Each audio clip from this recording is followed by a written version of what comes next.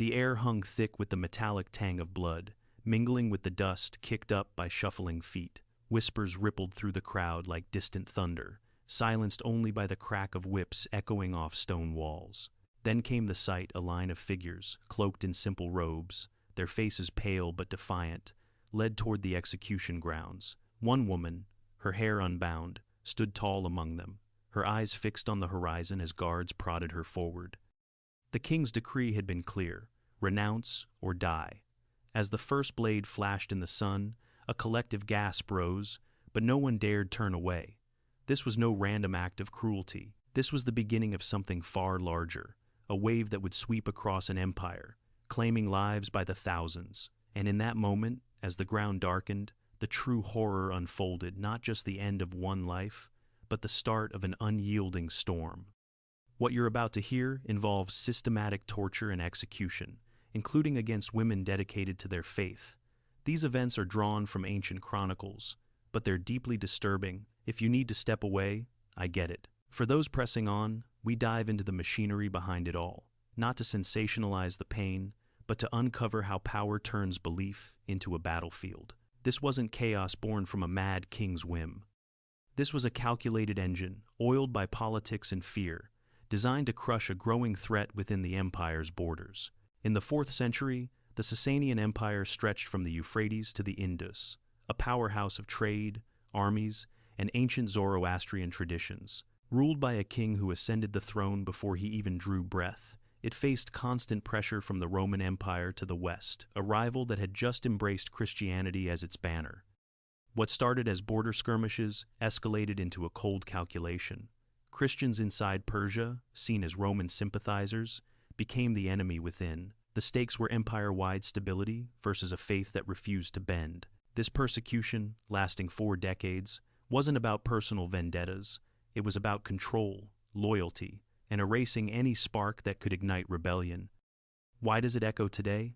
Because it shows how religion and state collide, turning ordinary people into symbols and victims. But beneath the horror, resistance flickered, preserving stories that outlasted the empire itself. Picture a vast land where rivers carve through deserts and cities rise like jewels under endless skies. The Sasanian Empire, in its prime, commanded respect from Rome to India, its kings claiming divine right from ancient gods. Fire temples dotted the landscape, where priests chanted hymns to Ahura Mazda, the wise lord of light. Trade caravans brought silk from the east, spices from the south, fueling a bureaucracy that tracked every tax and tribute. But by the early 300s, cracks appeared. Nomadic tribes raided borders, and Rome loomed, hungry for territory. Into this world came a boy destined to rule longer than any before him.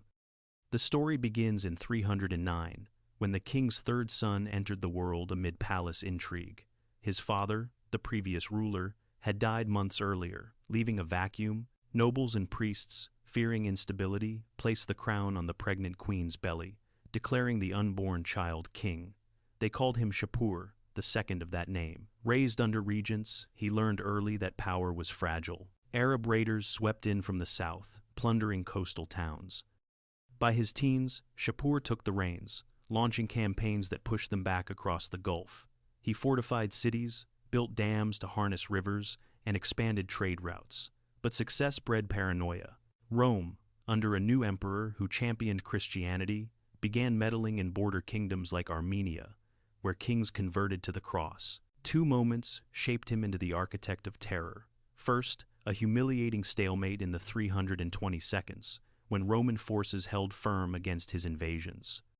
Whispers spread. Perhaps the Christians within his realm prayed for Roman victory. Then, in 337, news arrived of the Roman emperor's death, Constantine, who had written letters urging protection for Persian Christians. To Shapur, this was proof. Christianity wasn't just a faith, it was a Roman tool to undermine him. That spring, as blooms dotted the plains, his resolve hardened. He issued decrees doubling taxes on Christians, demanding their leaders collected as a loyalty test. When they refused, the machine kicked into gear.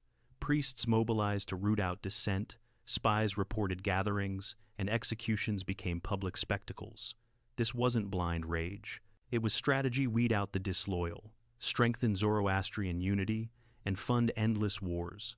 But what started as policy soon spiraled, claiming lives across provinces, and in the capital, where rivers met and power pulsed, the first major clash loomed.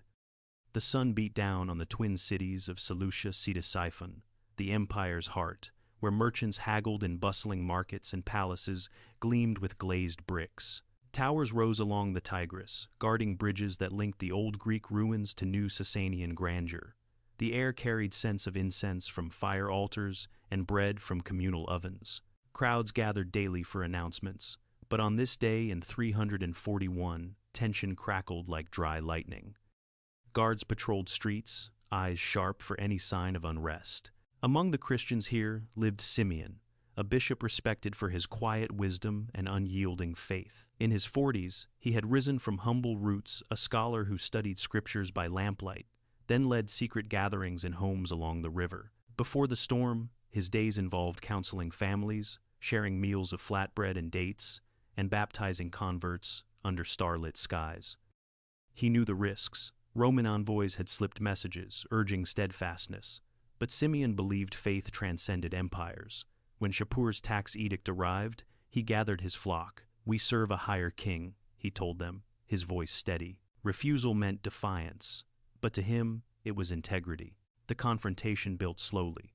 Messengers summoned Simeon to the palace, where Zoroastrian priests waited in silk robes, flames flickering in sacred bowls. "Collect the tribute," they demanded, "or face the consequences." Simeon stood firm, his simple tunic a stark contrast to their finery. "Our loyalty is to God, not gold." Word spread through the city, whispers in alleys, prayers in hidden chapels. Guards arrested him that night, chaining him with others who refused. In prison, damp walls echoed with hymns, a fragile light in the darkness. The act came swiftly. On a holy day for Christians, crowds assembled outside the walls. Simeon and his companions, priests, deacons, were led out. The executioners, following orders, made it public to instill fear. Blades rose and fell, lives ending in moments of stark finality. Simeon went last, his words of forgiveness cutting through the silence. But this wasn't about one man. This was about sending a message. The empire's machine would grind down any who aligned with Rome. Historians note the toll over 100 that day alone. Echoes reach us today, like modern regimes targeting minorities for perceived disloyalty. Yet, in the aftermath, as bodies were claimed by grieving families, something shifted. Faith didn't fade. It burrowed deeper, waiting. From the capital, the shadows spread like ink on parchment. What began with leaders soon engulfed entire communities. In villages along the Euphrates, informers noted who skipped Zoroastrian rites. Priests compiled lists, rewarding those who turned in neighbors with tax relief or land. The system incentivized betrayal, a web of fear that turned friend against friend. Executions moved to provinces, where local governors competed to show zeal. Numbers mounted, whole monasteries emptied, their inhabitants marched to remote sites. Shift to a witness's eyes. A traveler from the east, passing through dusty caravanseries, saw the escalation firsthand. He noted how women, once safe in convents, became targets. Consecrated to their faith, they lived simply, weaving cloth or tending gardens. But accusations flew: witchcraft, disloyalty. One group, sisters in a riverside enclave, refused to renounce. Guards dragged them out, the air filled with cries of protest from onlookers. The traveler watched from afar, heart pounding, as they were interrogated under torchlight. The horror peaked in isolated acts that revealed the machine's reach. A young woman, dedicated to chastity, faced torment for allegedly cursing the queen's illness. Her refusal led to a fate that left scars on the community. Implied in the chronicles, the suffering was meant to break spirits. But here's a breather amid the storm. In one quiet village, a guard, moved by their calm, slipped them bread, a small act of humanity in the grind. Yet the wave continued, claiming hundreds across regions. What happened next would push the empire to its limits, as resistance grew bolder. The climax built over months, time slowing as pressure mounted.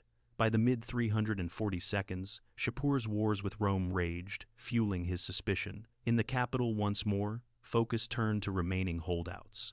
Tharba, Simeon's sister, emerged as a symbol. In her 30s, she had vowed her life to faith after losing her family young.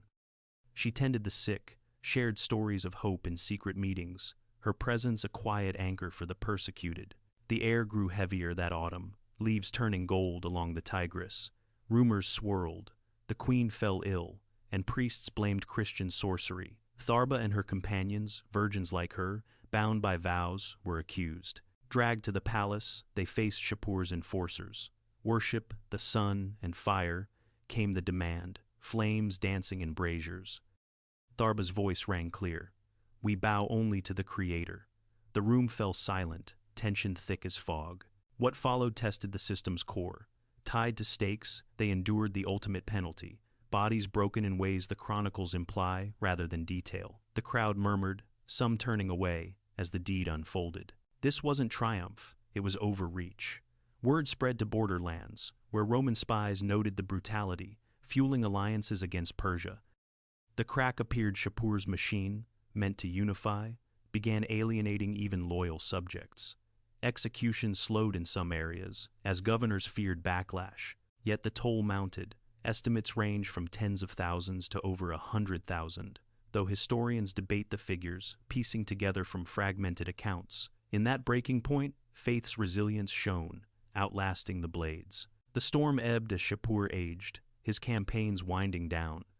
By 379, after 7 decades on the throne, he died in his palace, perhaps from illness, his empire intact but scarred.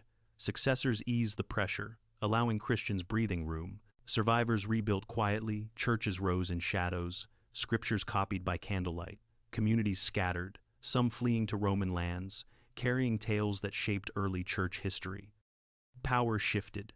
Within generations, the Sasanian throne saw Christian influences creep in, an ironic twist as queens and nobles converted. The machine, built on fear, ultimately failed to erase what it targeted. Centuries later, these stories resurfaced through ink and stone. In the early 400s, a bishop named Maruthas traveled to Persia, compiling eyewitness accounts into volumes that preserved the martyrs' names. His work, drawn from survivors' lips, painted vivid pictures of endurance. Archaeological digs in modern Iraq, near ancient Ctesiphon, unearthed crosses etched in ruins, fragments of pottery with Christian symbols, tangible echoes of hidden faith. Recent scholarship, sifting through Syriac texts and Roman letters, confirms the scale, though numbers vary. One dig in the 20th century revealed mass graves, bones bearing marks of violence, proving the chronicles weren't mere legend. Why does this matter now? It teaches how power, when fused with ideology, can systematize horror parallels to 20th century genocides, where minorities were labeled threats. But it also shows resistance's quiet power. Beliefs survive not through force, but through memory. In a world still divided by faith and state, this reminds us of human nature's dual edge, capable of building empires, yet prone to destroying lives in their name. Return to that blood-soaked ground, where the first victims fell. What changed? The empire crumbled eventually, dust claiming its palaces.